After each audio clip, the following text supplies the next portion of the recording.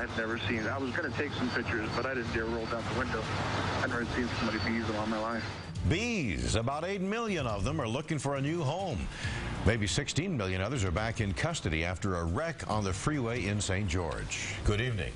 This saga began late yesterday afternoon, and beekeepers spent much of the night battling angry bees and trying to put Humpty Dumpty back together again. John Hollenhorst joins us now with details. Well, Deanie, if you knew 25 million bees were in a certain place angry about their situation, you might want to run in the other direction. Well, not so with beekeepers. They headed into ground zero ready to do their duty. A semi full of bees rolled over on I-15. Hundreds of hives were tipped over. Many were damaged, releasing millions of bees to do what bees do. Marty Ferguson drove up on the scene and saw people running away, waving their shirts. They had taken their shirts off, and they were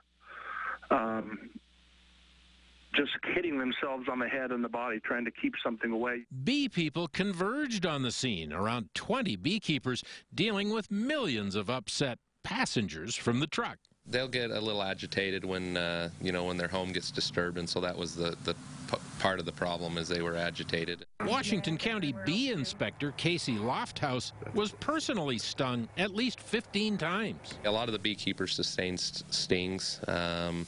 A few of the construction workers and stuff in the area, but for the most part, I think it was pretty minimal. The beekeepers managed to salvage about 2/3 of the hives and take them home. They dumped the rest at the county landfill.